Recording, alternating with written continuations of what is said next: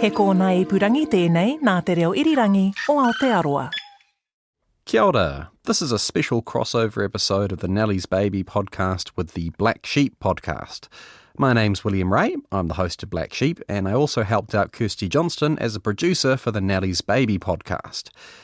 Now, after we finished making Nellie's Baby, Kirsty and I decided that we actually wanted to dig a little bit deeper into the history of institutions like Porirua Hospital, and seeing as Black Sheep is all about the darker side of New Zealand history, we decided to pull together a crossover episode where we tell the story of institutions in some more depth. So here is that special crossover episode. Hope you enjoy it. Kia ora, Kirsty. Kia ora, William. Thank you for having me. Oh, you're very welcome. Now, hey, maybe it's best that you explain a little bit about what Nellie's Baby is about before we get underway. Yeah, sure. So the podcast is about a woman called Sarah who was adopted, and she always knew she was adopted, but when she was in her mid-20s found out that her birth mother had actually spent her whole life living in a psychiatric institution, which is the former lunatic asylum at Porirua. So the podcast is actually about Sarah some years later trying to put her mother's life story really back together. So we go looking for why she was institutionalised. We try and find her father because Nellie obviously had Sarah while she was in Porirua. And then we also look into how she died, which was kind of mysterious, I guess. That's how we ended up in institutionalisation, really, wasn't it, William? Because we got fascinated by how Nellie was affected by her time at Porirua. Yeah, and I think the reason we got hung up on this was like partly the horror of it, and we'll get back into that in a second, but also it's so recent. Like it's totally within living memory. Like you spoke to several people who'd been institutionalised for huge chunks of their lives. Yeah, if you think the asylums, well, the institutions were only shut down in the 90s, you know, that's real living memory. And Nellie only went into the institution in the 60s. So again, yeah, it's not like we're talking about the 1800s. But we sort of wanted to know, like, where did these institutions come from? Like, well, who set them up? Why did they think it was a good idea? And like, also how to think about them a bit, hey? Because one of the things you kept coming back on is like, how do we judge these institutions? Like, is it right to judge them by modern standards and things like that, right? Yeah, I really struggle with that because, yeah, it does seem like a different time. But, you know, it's post-World War II, it is modern, so I went back and forward, and that's how we ended up with this podcast where we've brought in a friend of mine, Dr. Hilary Stace, to come and speak with us today. And listeners to Black Sheep will remember Dr. Hilary Stace came on for our episode on eugenics. So, yeah, look, welcome, Dr. Stace. Oh, thank you. I'm Hilary, my name is. No Dr. Stace, apologies.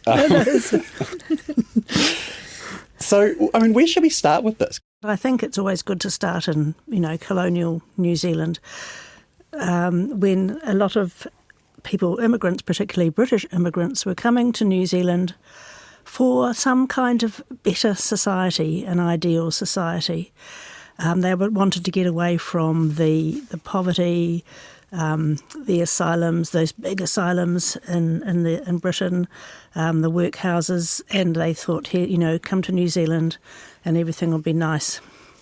And so the idea that this was an ideal society, but in an ideal society it's not necessarily inclusive, so there is no room for people who, for example, are going to not be productive workers or are going to require extra support. So just to give a bit of a timeline for our listeners, the first law passed in New Zealand relating to institutionalisations is something called the 1846 Lunatic Ordinance, and that basically says any person certified as a quote-unquote lunatic by two doctors and a magistrate could be locked up in a prison or in a hospital.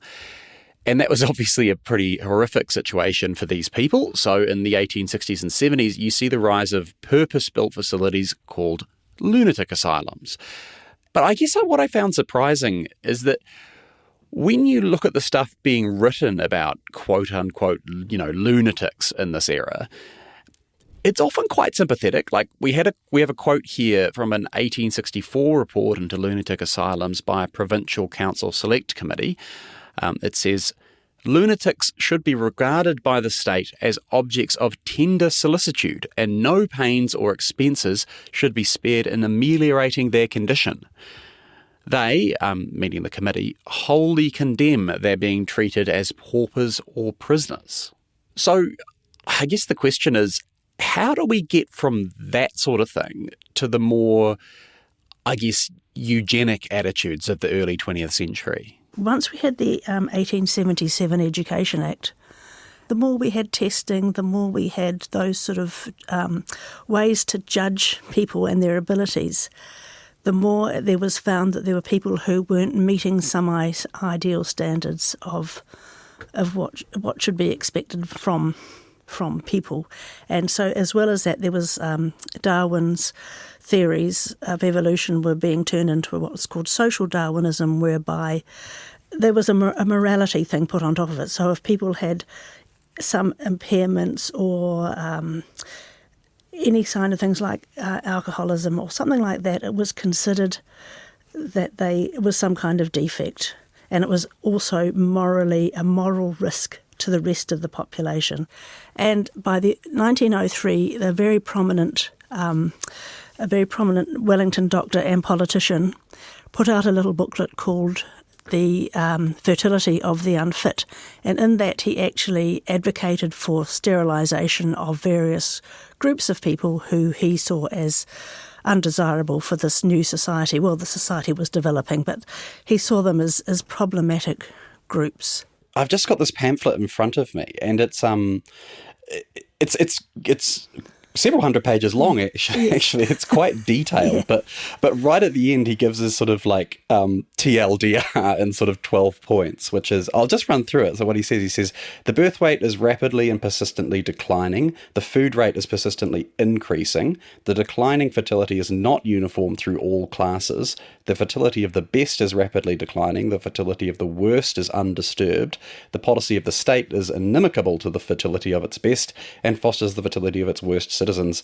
The infertility of the best stock is due to voluntary curtailment of the family through sexual self-restraint, which I get is that morality thing you're talking about, because he says no such factor does or can obtain as a check to the fertility of the unfit.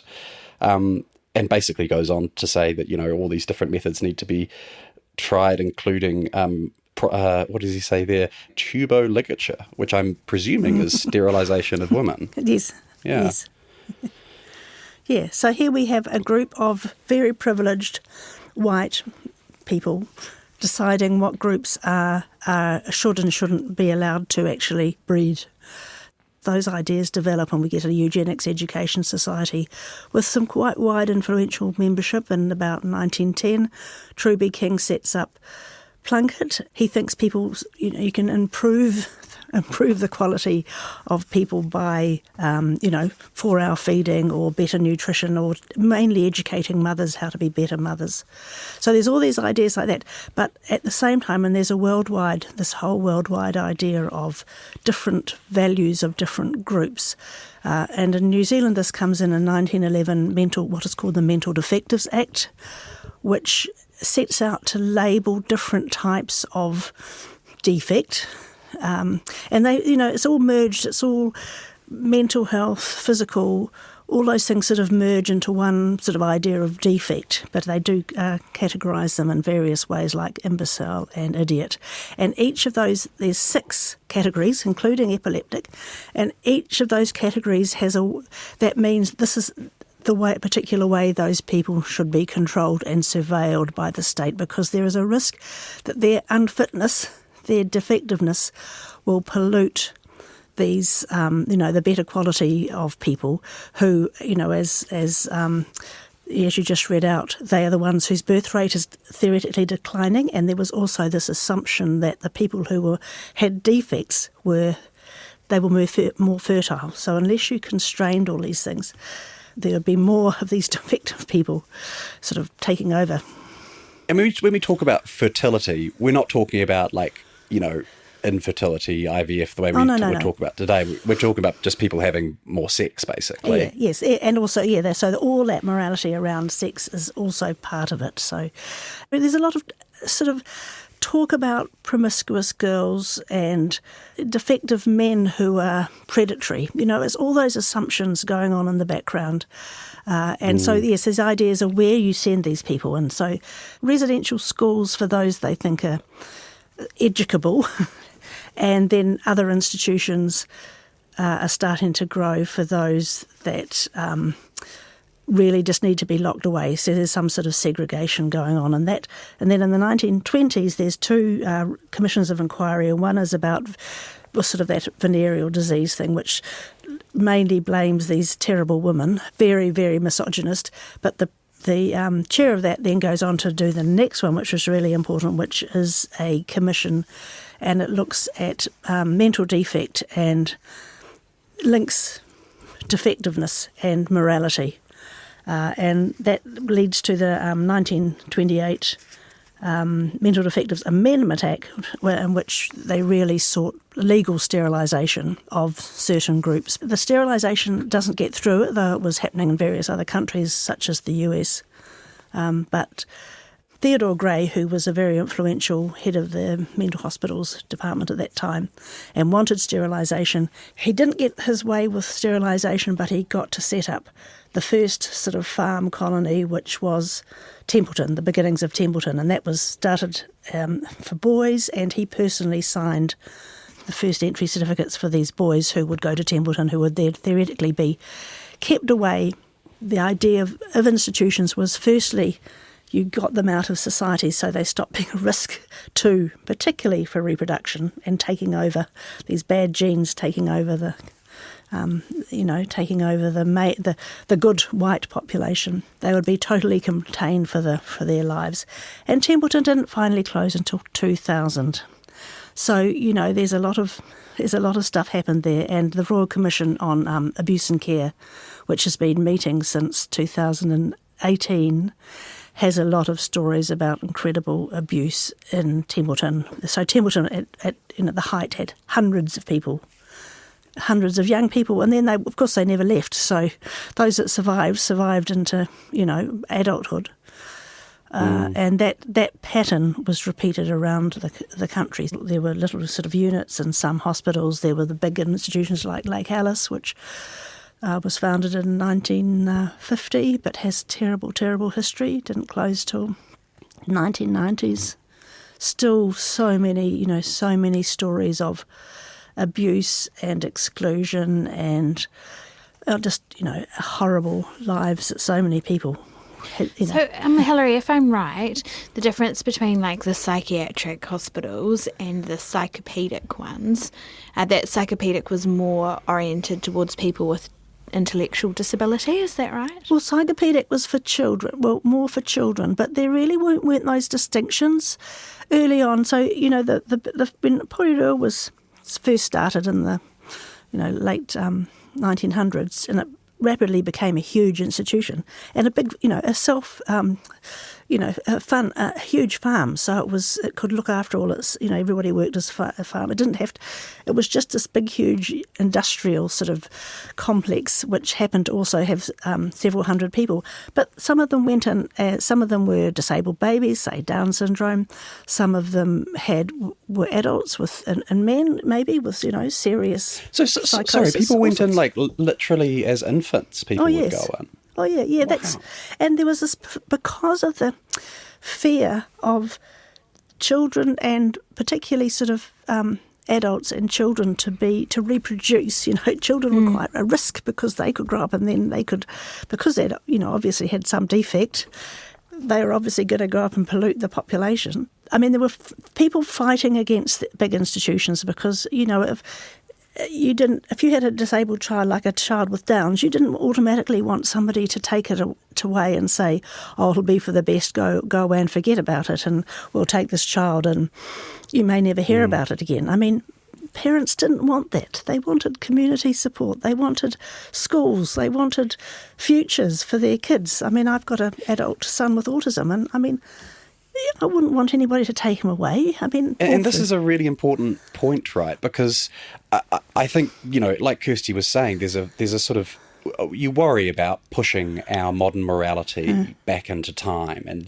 people might not have known better. But as you point out, there are these groups like the Intellectually Disabled Children's Parents Association, which is the forerunner to modern IHC. It was the IHC, it just changed its name several times. Oh, I see. Yes, 1949, the parents actually set up their core group, and it expanded quite rapidly. The point is, there are people making the same arguments we would make today in a lot of ways. If you look at something like learning support and inclusive education, there's the same arguments. We want all our children included, and we want everybody to participate in society and have equal rights.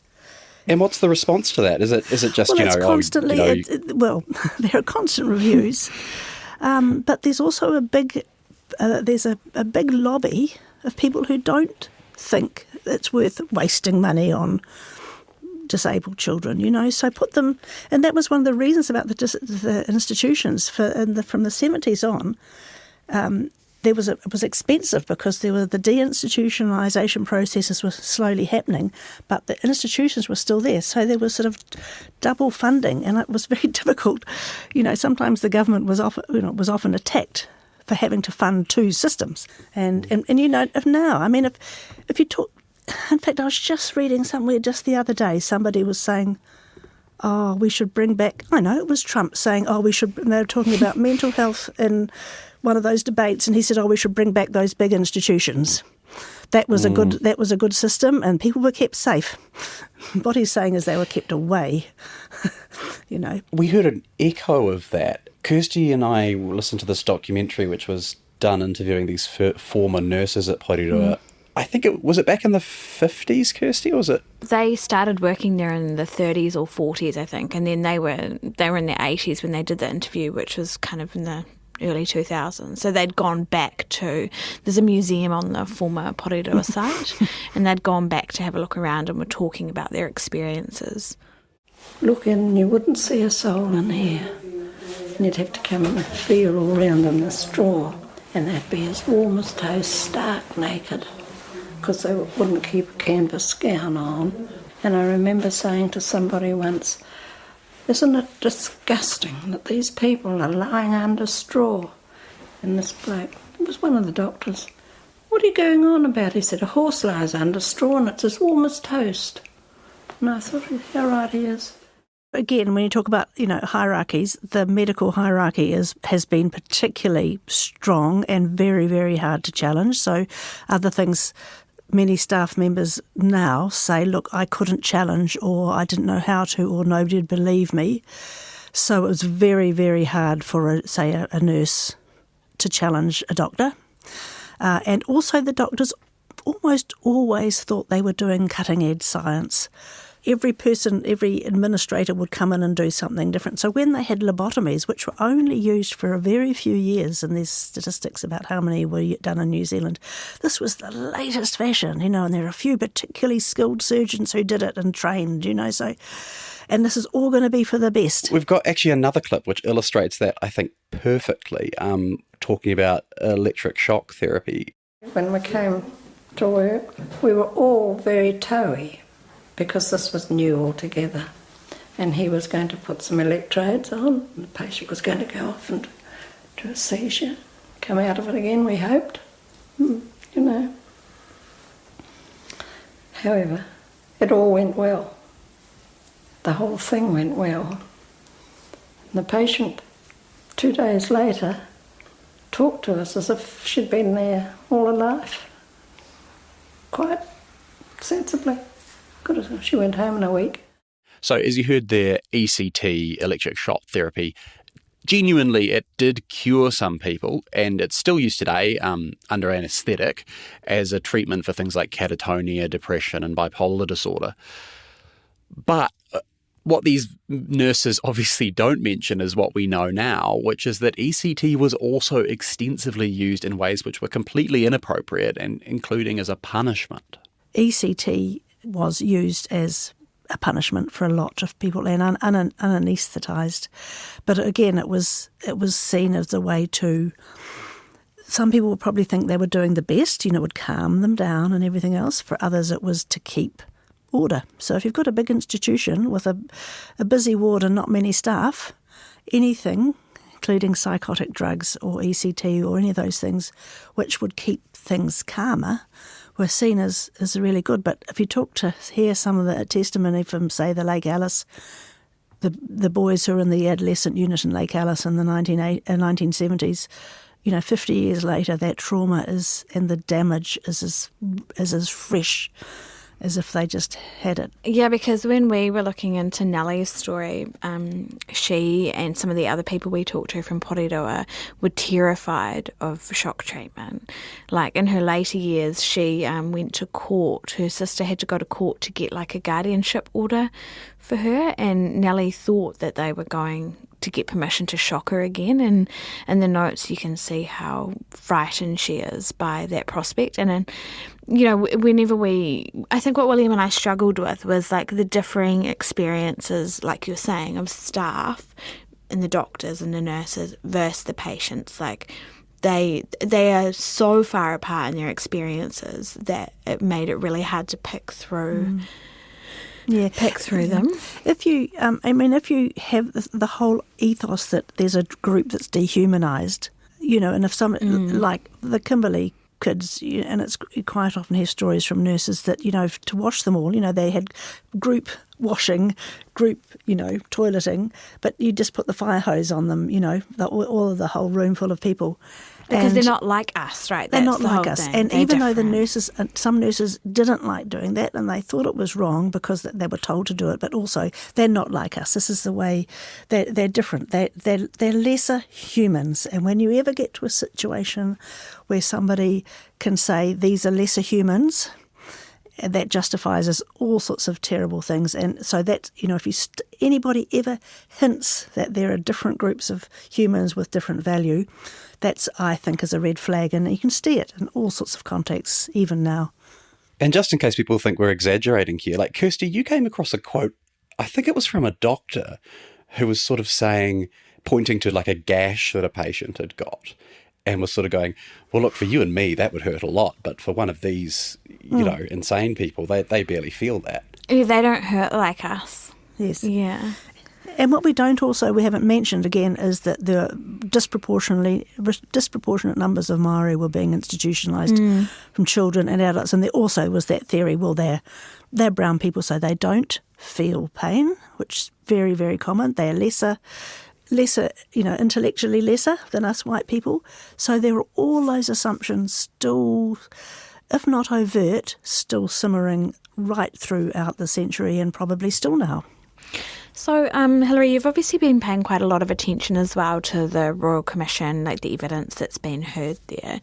And I've read through a lot of it as well. And what do you think so far it tells us about the experiences of people in these institutions? I mean, I've got a Janet Frame quote here.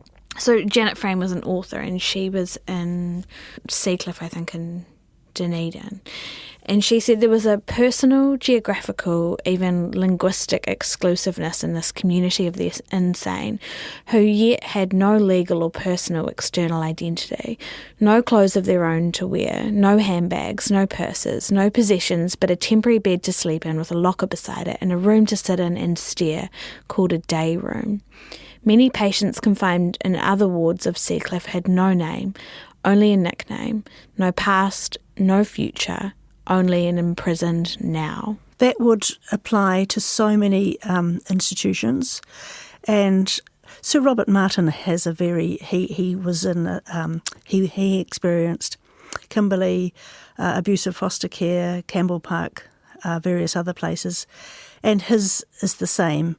There were no markers of identity really, but what he had and what Janet Frame had were words to talk about it. Most people didn't have words or an opportunity of any way of communicating any of this. And so now we have survivors of places like Templeton who are, elderly men mainly living in residential care who still can't tell their story to the Royal Commission because they don't have the spoken words, they don't have the ways to engage. And also, if you've been in a place since you were 3 and you're now 65, you're not going to know that what happened to you was a bad thing. I mean, it's just normal. Robert Martin talks about he had no understanding. He hadn't heard of the All Blacks, So all the 60s music, so they were just deprived of so much and seen as so much, as more animals really. Yeah, I think what shocked me about that Janet Frame quote and what we found with Nellie's story wasn't the overt abuse. It wasn't like beatings or shock treatment. It was kind of the mundane quality to their lives. Like they had nothing, they had no identity, they had no activities to do. A few of them had jobs possibly, but it just seemed like they were left to kind of just rot in these places. And I think that's what I found most confronting. And do you think that was kind of a universal Yeah, I think some of those bigger places like Porirua, they were working farms, so some people did have those sort of jobs on the farm. I mean, no payment or anything, but, they did have roles. But most of the time, for most of the last century, the idea was just containment. There wasn't anything therapeutic. It was all about containment and segregation, and it didn't matter that there was nothing to do because they weren't, weren't expected to live long, and most of them didn't. And then, of course, the families because they didn't live with families. If occasionally they did go home for a visit, people were scared of them, because they didn't know how to behave in society. They didn't know they had this big label, defective or mad or something. There is a real fear of the insane, isn't Yes. there? I mean, I'm using the term the insane extremely broadly there, but like the way people would have understood, and still do, the insanity. Yeah, they're scarily different, and I think there's still, we still haven't quite got that that understanding. And what's your take, Hilary? Because, William, do we have that quote somewhere about institutionalisation and how it kind of spirals, like how going into these institutions, if you're young in particular, and being exposed to behaviour kind of worsens things? Do we have that one? Yeah, so this is a quote you got from talking to Richard Medlicott, who was actually Nellie's GP. Yeah, that's right. And was the GP at Elizabeth Memorial, which is a psychogeriatric hospital where a lot of people in institutions ended up after the institutions were closed.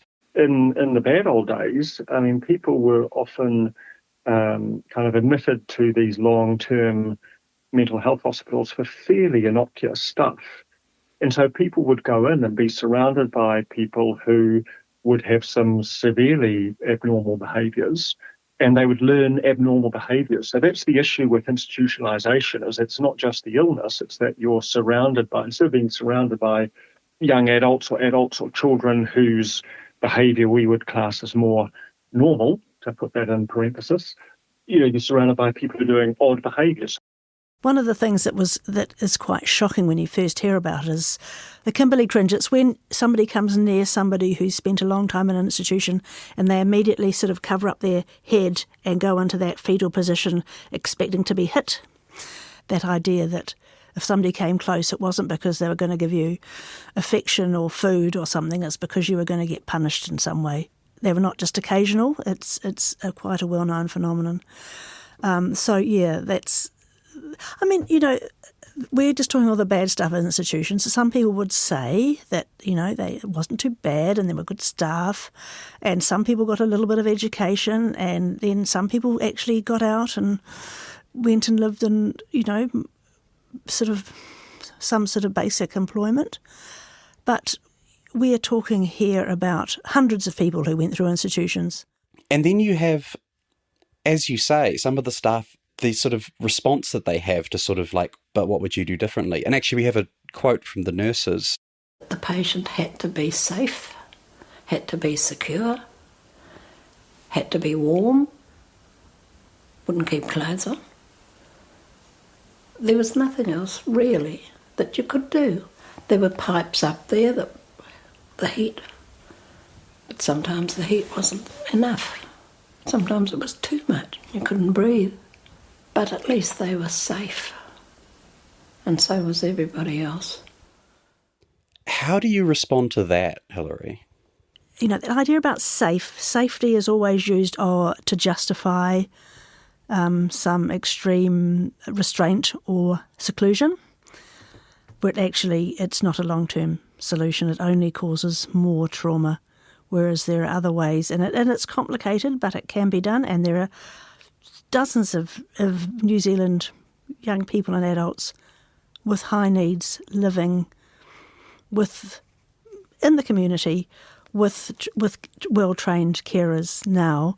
I mean, that's another issue. It's problematic, and the workforce is maybe not as many people available to do that sort of work, but it can be done. I mean, could it have been done back then? Because these nurses are talking about the sort of when they were working there in the 30s and 40s and 50s, which is before the invention of modern antipsychotic drugs and before a lot of understanding about how talk therapy can help. Was there another option even back then? The idea of rights for particularly individual groups, didn't really start until the 60s, and that was international, racism, feminism, all that, and disability rights came with that. So if you talk about rights, you're talking a different conversation than about defect and difference. In those days, you didn't talk about rights, and also there was a lot more fear. People had fewer options and less understanding of human development. I mean, they're all relatively recent. Like social work, the idea of social work only started in the 50s. The idea that children with autism could be educated was really new in the 1960s. These are all relatively recent concepts which are constantly evolving. When you put into it the people who were employed in some of these places, who were often a person who has just been discharged from the army with PTSD, it's not a good mix. And I think that's where some of the problems arose. There wasn't the training, there wasn't the understanding. The First and Second World War, but the Second World War particularly, cast a long shadow over the 50s and 60s and all that. I think, that whole fear. There were these other groups we didn't know how to deal with them, like juvenile delinquents. That's why we set up the Eperney Boys Home, to deal with those delinquents in Nainai, They were good, I would say there's a lot of good intentions and a lot of people who are in the system, and there's often stories about, there was one particular staff member who did take us out and we did do this, and if they were on, we knew we'd be well looked after.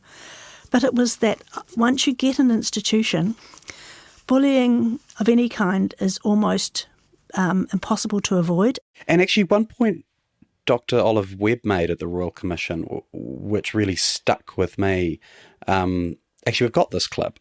Hand on heart, I have not seen an individual staff person being cruel, but the systems in which everybody lived and worked were terribly cruel.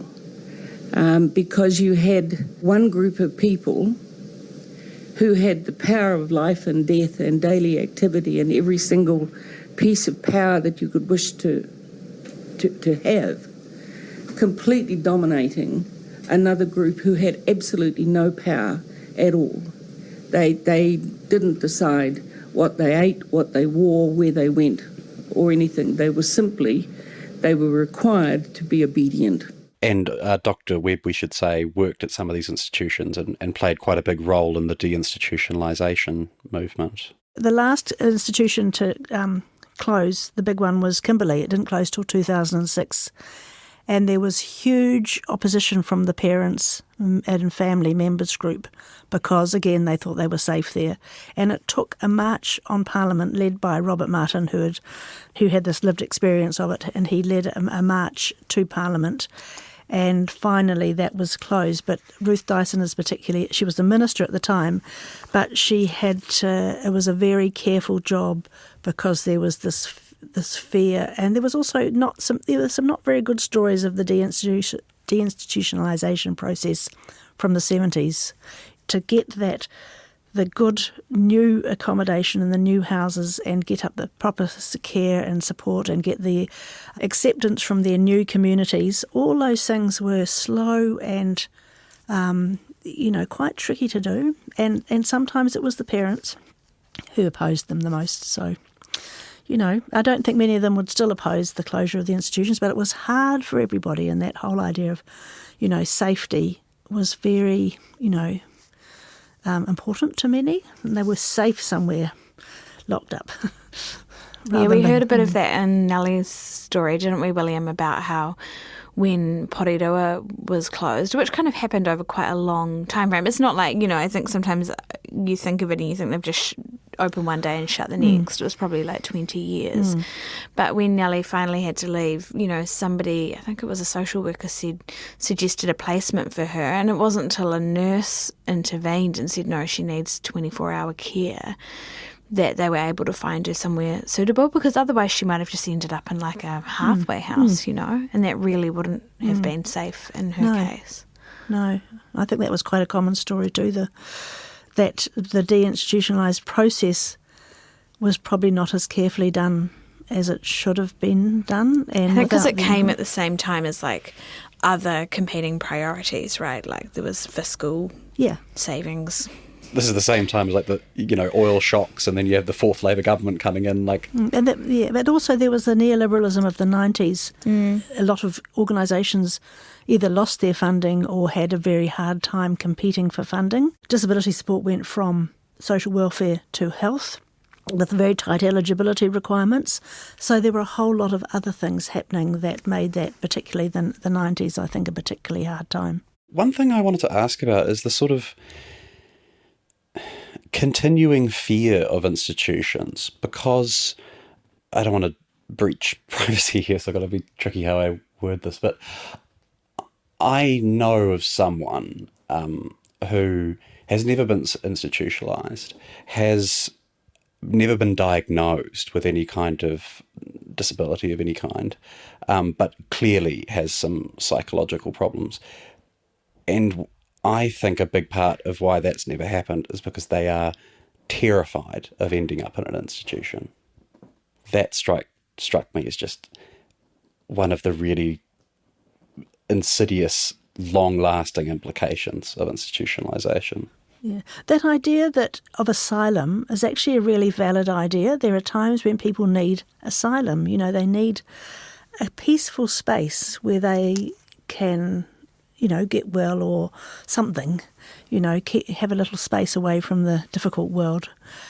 But we've lost that whole idea of asylum, of quiet, that quiet place where people have time and nurturing to get over whatever it is, the crisis in their life.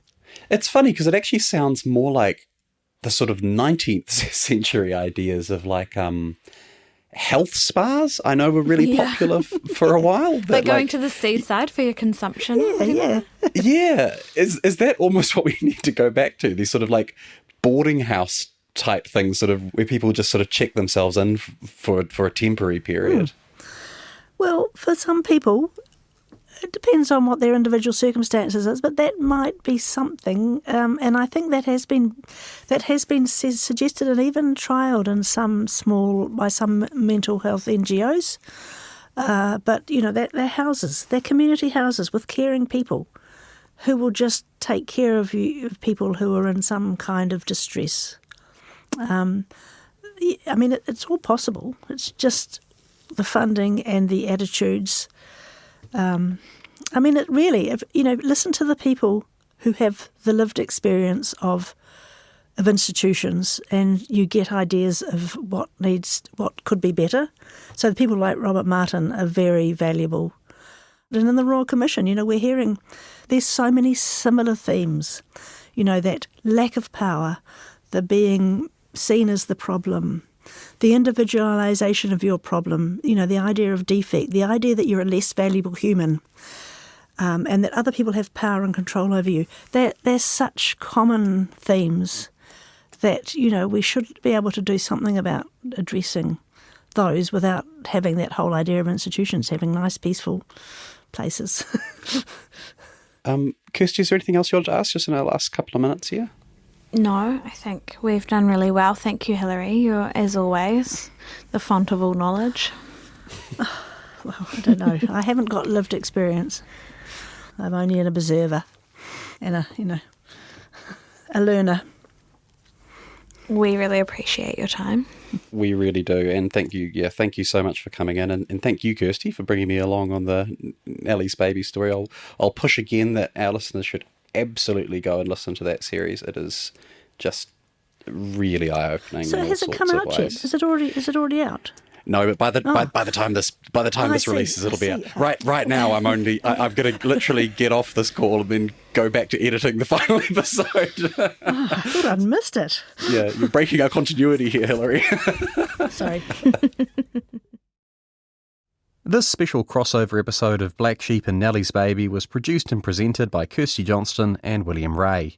The executive producer is Tim Watkin and the executive editor is John Hartevelt.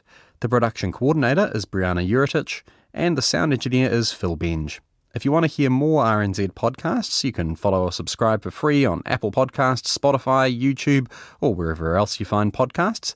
And you can also listen ad-free at the series and podcast page at rnz.co.nz. Ka kite anō.